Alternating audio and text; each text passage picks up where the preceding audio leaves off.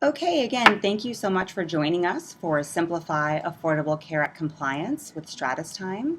This webinar will be recorded and we'll email it to all registrants, and we'll also make it available online. So if you have to step away, you'll be able to capture all of that information, and you'll also be able to share it with your colleagues. My name is Jennifer Spencer. I'm the Director of Marketing here at nettime Solutions, and I'm joined by Matt Lizzie, who is our stratustime Product Manager. So in today's webinar, we'll begin with a basic introduction of how time and attendance processes are affected by the Affordable Care Act. Then next, we'll dive into what we call ACA Basics for Business, so you can be informed on the parts of the Act that are most greatly affected when it comes to workforce management. We'll then take a closer look at how automated time and attendance actually works, which will be especially helpful if you are currently relying on a mix of Excel-type spreadsheets and paper time cards for your time and attendance. Then Matt will take you on a tour of stratustime ACA Module, connecting the Act and the system with functionality that will help you manage your compliance. And finally, we'll close with a Q&A session, so feel free to add questions to the question field in GoToWebinar as they come up, and we'll do our best to answer all of your questions at the end.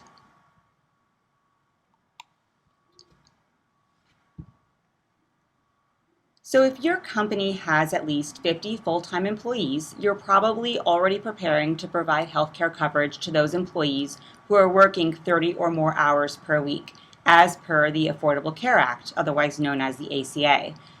But when it comes to actually administering the benefits that are associated with the ACA, if your company is still using spreadsheets, Excel-type reports, and manual calculations as part of your time and attendance process, then you'll certainly be faced with highly complicated procedures and, unfortunately, an enormous potential for error. And those potential errors have financial implications. So let's just start this webinar off by taking a quick poll of how do you manage time and attendance? Let me get the poll feature up here. So do you use a mix of paper and Excel-type spreadsheets? Do you have an internal system that you're using? Are you using an on-premise software or a cloud-based software, or are you not sure? So you can use in the poll box in GoToWebinar control panel, go ahead and take a minute and answer that question. Okay, it looks like we've got everybody's responses, and about 50% of you are using cloud-based software, which is excellent. And the rest are using a mixture of those paper and Excel spreadsheets and internal systems and on-premise software. So with the policies and procedures that are coming out of the ACA, it's no surprise that many companies are turning to automated time and attendance. And they're doing this not only to ensure their local, state, and federal compliance, but also because they're forward-thinking organizations and they want to make better workforce decisions for today and for the future. So maybe your company has already decided that automated time and attendance is where you want to go. And now you're faced with making this enormous choice of picking the right time and attendance provider for you. So how do you choose the provider that's right for your organization? Now, while many companies certainly can help you navigate your ACA compliance, few actually have the technology in place to truly manage that ACA compliance. But before we dive too far into the ACA module that we have available in stratustime, I want to spend some time just better understanding the requirements that we as business managers and executives are facing with the ACA. So under the ACA, a large business is defined as a business employing 50 or more full-time equivalent employees. And a full-time employee is someone who works on average 30 or more hours a week, or at least 130 hours per month. But full-time equivalent is the number of full-time employees plus the combined number of hours of part-time employees divided by 30. So while you may not have 50 regular full-time employees, you may still fall under the large business umbrella of the ACA. Now, the ACA allows for some safe harbors for part-time, seasonal, and variable hour employees, so you can determine when they need to be treated as full-time employees. And these are called the measurement period, the administrative period, and the stability period. So let's take a look at the measurement period first. The measurement period is a 3 to 12 month period used to determine which employees are treated as full-time. And the initial measurement period for a new employee should begin on that employee's start date or shortly after on the start of the following week, month, or pay period. The goal is really to measure the average number of hours worked per month by a variable hour employee, which will help identify which of your variable hour employees have to be treated as full-time in regards to the Affordable Care Act. Now, with the administrative period, in addition, employers are allowed up to 90 days before the stability period begins to confirm eligibility and notify and enroll employees. Now, this administrative period is entirely optional, but if it's used, it must follow these specific parameters. Now, with this stability period, if you've determined that an employee needs to be treated as a full-time employee, then that stability period is the time during the coverage year that your employee must be guaranteed access to coverage. The stability period must be at least 6 months, but no shorter than the chosen measurement period you used to determine eligibility. So if you used, say, 10 months to measure an employee's eligibility, then the employee must be guaranteed at least 10 months for his or her stability period. What's great about these safe harbors are that they provide businesses the time necessary to comply with the ACA. But unfortunately, without sophisticated tracking tools, keeping all of these dates for all of your employees can become easily quite cumbersome. And employers that do not provide the appropriate coverage to their employees may face penalties of up to $3,000 per employee. Now, let's take a closer look at how automated time and attendance actually works, which will be especially helpful for those of you who are currently relying on that mix of Excel spreadsheets and paper time cards. First, time and attendance is not a standalone system, and it should work with other applications within your enterprise. The most common setup that we see is integration into HR and payroll applications. So typically, employee data is fed from the HR application into your time and attendance system, such as stratustime. This data would include data points like first name, last name, employee number, and so on. And in addition, labor level information is transmitted, such as the employee's department and job access information. And then finally, we like to get data points such as the employee's manager and any other pertinent data that will help automate the system to best serve your organization's needs. As part of our configuration process, we also need to assess your rule sets that exist within your organization. And these rule sets would include things such as tribal knowledge, so any tribal rules you may have, collective bargaining agreements, union rules, and your company's accrual policies. Next, after all of the data is entered into stratustime, the gross hours are transmitted to the payroll application in order to get the employees paid. This data typically consists of regular time, overtime, and any other payroll data such as bonuses or tips that have been entered. Having these types of interfaces is critical because it reduces errors by eliminating the need for double entry. And as you can imagine, it greatly reduces the time to process the payroll. So now that you understand some of the basics of automated time and attendance systems, I like to take the time to explain why stratustime may be the right solution for your business. Because of our focus on research and development and our ability to quickly and effectively build the software that our clients need to make their business lives easier, stratustime is helping thousands of businesses around the country by better understanding their workforce data, effectively scheduling the right employees at the right time, delivering accurate and rapid reports, monitoring employees' schedules, time records, eligibility and benefits enrollment, complete with real-time alerts for managers, and easily producing comprehensive audits, all with the click of a button. So now I'm going to pass the reins here over to Matt, who is going to take us on a tour of Stratustime's ACA module. So we'll be connecting the Act and the system with functionality that will help you manage your compliance. Thanks, Jennifer. As Jennifer shared, I'm the product manager for StratustimeTime, and it's a great opportunity to share with you our new module for the Affordable Care Act, which has become quite an important part of our business lives. The first thing that I want to point out is that the ACA module in StratustimeTime is deeply integrated into the software.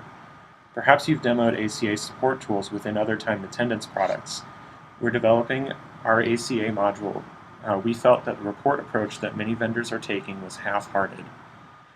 And that actually inspired us to build a module that was more robust and would really serve our clients.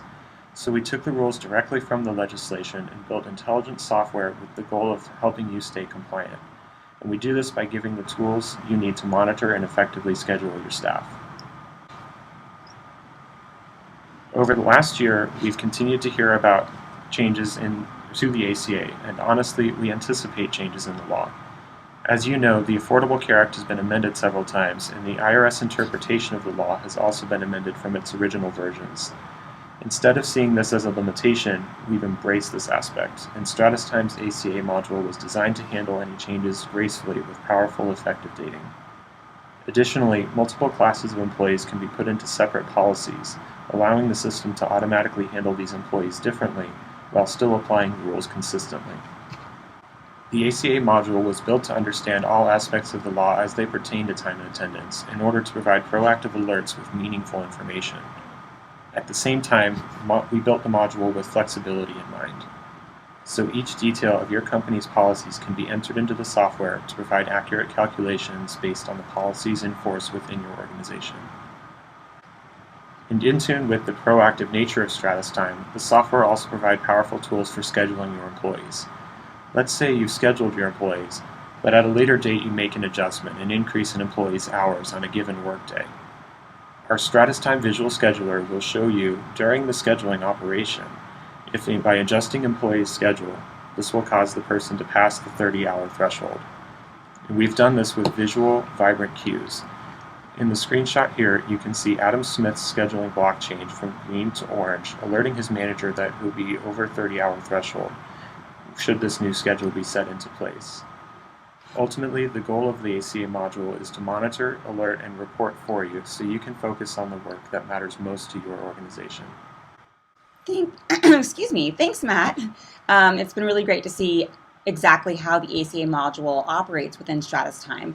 So now let's open the webinar up to questions from our attendees. So if you haven't already, please enter any questions you'd like to ask directly into the question portal of GoToWebinar. Okay, so our first question is there a way that I, as a manager, can see a quick snapshot of where our company is in regards to the ACA? That's a really great question. I'm going to let Matt answer that. Great, thanks, Jennifer. So we do have some enhancements we're planned beyond what we've shown today. There will be an additional screen added to the manager dashboard that will show at a quick snapshot glance of all of your employees and how they fit into that policy. And also we'll have additional reporting options that I did not show today.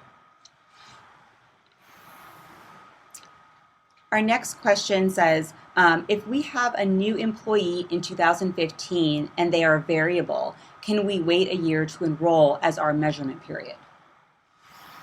Yes, that's right, because it would be based on the fact that your employee is starting. Let's say you have the policy where the initial measurement period begins immediately after their hire, and that measurement period is 12 months long, then you would have a year's time between when you hire them and when that coverage is required to start. The question is, my company has overlapping shift differentials, and I found that some systems can't accommodate our setup. Is this something that StratustimeTime can handle?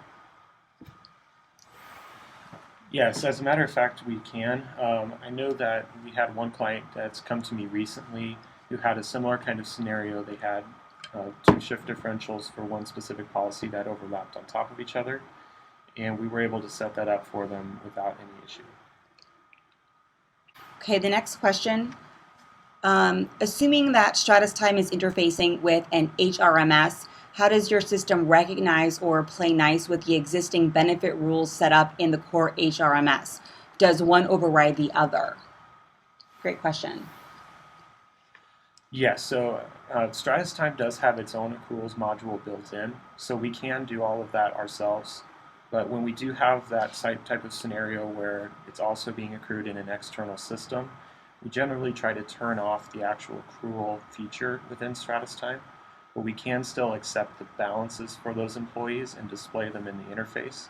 So that way we're not trying to play catch up, or what will tend to happen is one system will have a more updated balance than the other. So we try to keep those in sync by turning off the actual rules within stratustime and relying on the HRMS for that purpose. If there are any other questions, please go ahead and enter those questions into the question portal. We'll answer a few more questions on the webinar. I'll give you all just a minute here.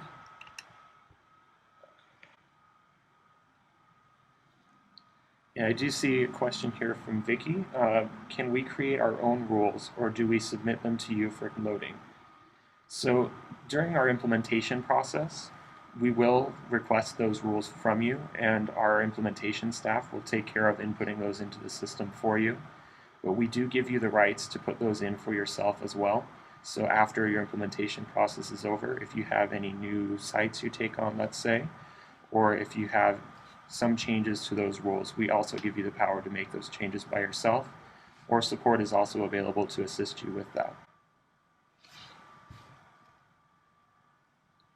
And the next question looks like is on response timing for the helpline. So I forget the exact one here. I could get that and send you an email with the clarification and on that, Vicky. I want to say that from the time that you place the phone call to the time that you hang up finished with a resolution is about 10 minutes, and that will give you, full resolution to the problem, and the phone should be answered in less than 2 minutes. So thank you all for joining us for simplifying Affordable Care Act compliance with stratustime. We'll be emailing all registrants a recording of this webinar, and we'll be providing you with a free copy of our e-booklet, Navigating the Affordable Care Act. And if you have more questions, or you'd like to learn more about stratustime and see if it's the right automated time and attendance system for your organization, you can give us a call at 1-800-561-6366, or you can visit us online at nettimesolutions.com to request a customized demonstration. I want to again thank you so much for joining us, and have a wonderful rest of your day.